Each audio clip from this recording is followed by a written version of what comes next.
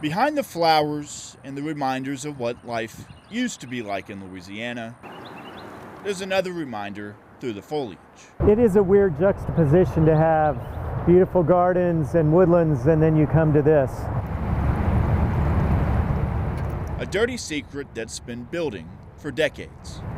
Plastic bottles, basketballs, and beer cans, as far as the eye can see.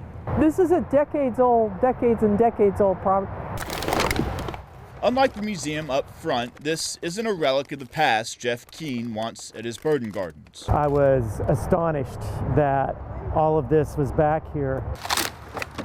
10 years ago, when Keene became director of the gardens, he sloshed through the 30-acre sea of our discarded waste for the very first time.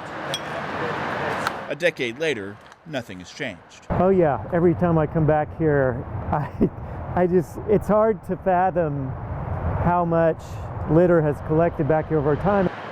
The litter swamp has only grown. He estimates 81 tons of trash now sits tucked away, out of sight, right here in the middle of Baton Rouge. This is as filthy as anything you would see on the streets of Port-au-Prince, without a doubt. Figuring out how to stop and clean up the wetlands has frustrated Marie Constantine for the last year and a half. It makes you want to weep, because we don't have to live like this. Trying to pick up the litter is an almost impossible task as more trash flows in with every storm. And I've had a lot of people call me recently and say, we'd love to come back here and volunteer and help you clean this up. They get back here and look at it, and it's overwhelming. When it rains, litter left on the streets in Baton Rouge gets swept into the drains and washed into canals like Ward's Creek. It looks like a Mardi Gras parade when you see it, all the styrofoam cups, and it just comes right into the Burden wetland. The real problem, Constantine says, is for years the parish has done nothing to stop it from happening. Now she's proposing a small stormwater fee added to your utility bill to help pay for infrastructure like booms and filtering systems that'll collect the trash before it finds its way in the canals. If you have a fully funded stormwater program, what you have is you have money to buy the best equipment on the market. You have money to educate and try to bring it down on the curb.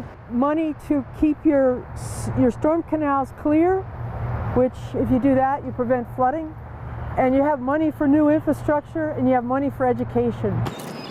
She's received pushback, though, including from the East Baton Rouge Parish President's office. Successful initiatives, oftentimes more frequently than not, involve public-private partnerships. Mayor President Sharon Weston Broome wants to hold off on a stormwater fee. Instead, she says her office is working to secure funding from private sources to help install the litter-catching infrastructure Constantine wants. In the meantime, Broome says she's working to cut down on the amount of litter from the streets that finds its way into the wetlands.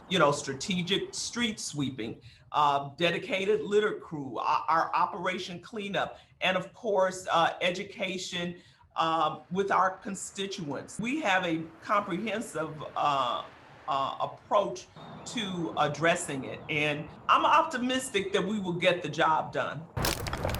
There's still the problem of cleaning up the mess that's already been made, though.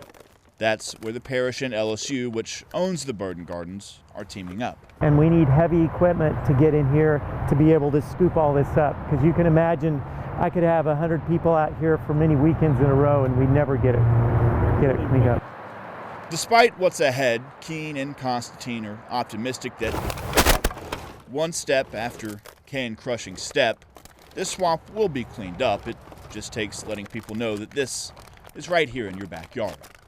Austin Kemker, WAFB 9 News.